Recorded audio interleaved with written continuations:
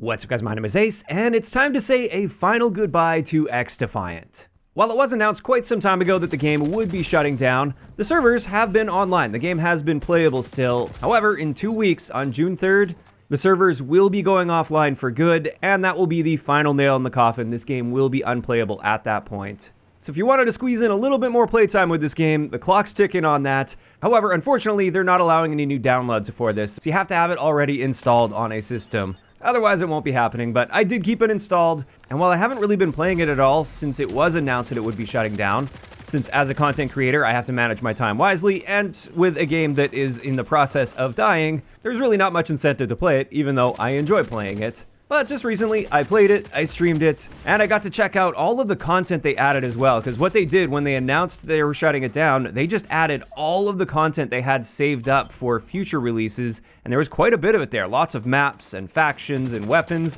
They added all of that to the game, and I got to experience that when I streamed it, and I'm really going to be missing this game. In fact, this was the first game I ever properly consulted for, and I even got my name in the credits for it. I thought that was really cool. When it comes to this, they brought me and Drifter in quite early on in development. If I remember correctly, that was back in 2019. And they just brought us in to share our thoughts and feedback on things. They were presenting what they were working on, what they were coming up with, and then taking our feedback and making adjustments. Then they also got us into some really early play tests. They gave us access to some private matches so we could go in and do some testing for ourselves and provide our feedback there. And it was a really cool and eye-opening experience to see like what goes on behind the scenes of developing a game like this.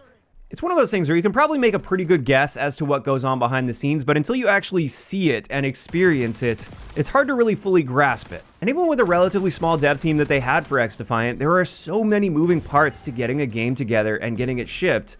And there's so many little details that the average person just wouldn't consider when it comes to this. It gave me a huge appreciation for what it takes to ship a game, and it absolutely changed my perspective on the development side of games in general. So I'll never forget that opportunity. I'll always be so grateful because it really opened my eyes to a lot of things on the game development side. Now today for this video, I wanted to look back and reflect a bit and mainly focus on the areas that I think XDefiant handled really well, focusing on the positive things, the good things I remember about this game. Since I've discussed the negative stuff in great detail in the past, talking about why I think XDefiant failed, which included a fairly long list of reasons. There were definitely some problems with this game, but at the same time, I think they really nailed it in certain areas with this game.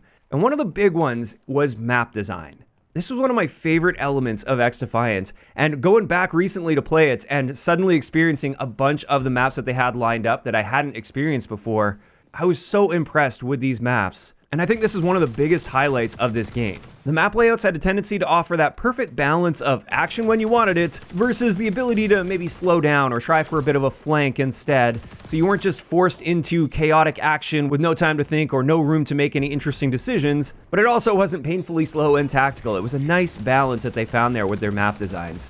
And a big part of that was the range of map sizes as well. While they definitely had some smaller maps and some bigger maps, the small maps weren't so small that they were just random, mindless chaos, like we'd experience on like face-off maps in Black Ops 6, for instance. And then the big maps weren't so big that it felt like you were playing hide and seek and you were just running around aimlessly wandering trying to find where the enemy players were. I found with their map design as well, a big thing I liked is their engagements were very controlled, and navigating the map was very intuitive. It really didn't take much playtime. Even when I was hopping on some of these new maps for the first time ever, it didn't take me long to get a general feel for how the map is laid out and how I wanted to approach situations. And yet they weren't so simple that you just felt like you were locked into picking a lane and then you had no options within that lane. I felt like there were lots of interesting options available as well. So the best way I can describe their overall map design is it felt formulaic in some ways to offer consistency and to keep some guardrails in place as far as how they wanted engagements to go. But at the same time, there was a lot of variety in these maps. None of the maps really played exactly like another, and they each had their own very interesting and unique elements to them as well. So there was a good variety of maps, and that's not even mentioning the amazing variety they had when it came to the really unique visuals and themes as well. Especially the fact that these themes were pulled from multiple Ubisoft games, so you had such a crazy variety in visuals and overall themes and aesthetics. And I absolutely loved what they did there when it came to map design. I think this is one of the biggest highlights with this game. Now, on a similar note, and intertwined with map design, spawns. This is another area where XDefiant, in my eyes, did an amazing job. While, of course, bad spawns happened, and they're always going to happen at some point with a game like this, with relatively small maps and fast-paced actions. Yes, there's going to be some bad spawns here or there, but the main thing is with the general spawn logic, it was handled very well. It was always very intuitive, generally easy to read at least the general area of the map that the enemies were spawning at any given time. And again, looking back to my experience when I streamed this, even with the maps that I had never played before, the very first time I hopped into that map, I was reading spawns. I felt quite confident knowing which direction the enemy was coming from off of spawn at any given moment, even when I had never set eyes on that map before that point. Now, on top of that, while they were intuitive and easy to figure out where the enemies were spawning, I felt they also did quite a good job keeping spawns difficult to heavily exploit. Like, sure, you could hold map control and keep the enemy team contained on their, like, 1/3 of the map, for instance, but I found you couldn't really trap so heavily that they didn't have any room to breathe. They didn't have any options to make a plan and try to break out of that spawn trap.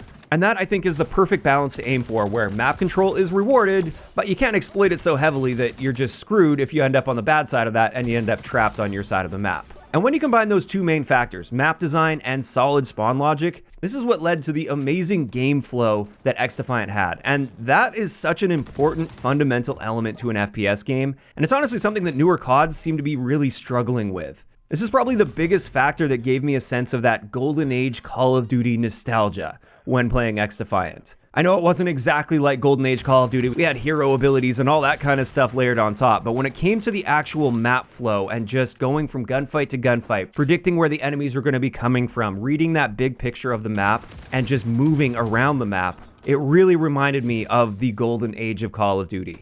That's what Call of Duty used to play like, and I think that's what I'm going to miss the most about XDefiant. Now, in addition to this, I think they also handled quite a few other things very well, like the organic matchmaking. That was excellent, although I've said from the beginning, I think the game probably could have done with a small amount of very basic skill-based matchmaking, just to separate the lowest of low-skill players from the highest of high-skill players, while maintaining most lobbies at least somewhere around the realm of average. But I also really liked that there was a visible skill rating for just regular public matches. That was excellent. I love being able to track that over time and see if that's improving, because that gives you that sense of long-term improvement over time without having to play ranked play. If you just want to play regular pubs, but you still want to track that, I thought that was excellent, and I'd love to see more games do that, especially games that do use skill as a heavy part of their matchmaking, like Call of Duty. I also really liked their practice range area. There was a lot to work with there, a lot to mess around with. I thought that was really cool. I was also a big fan of the simplicity of their attachment system. I think there was maybe some room for tuning with a few things here or there, and maybe if the game did have more time, they could have optimized that over time. But I did like that it provided options and variety without being totally overwhelming.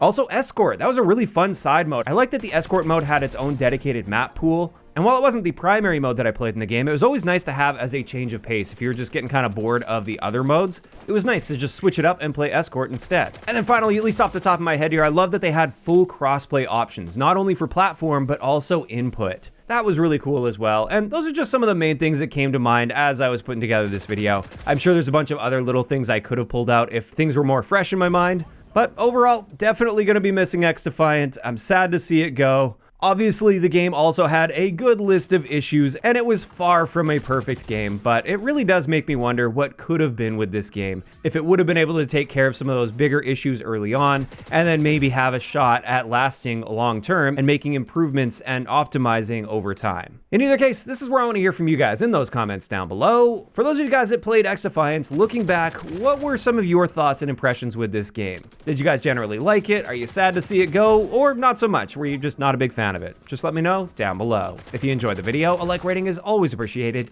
And don't forget to subscribe for more if you haven't already. I'll talk to you guys next time.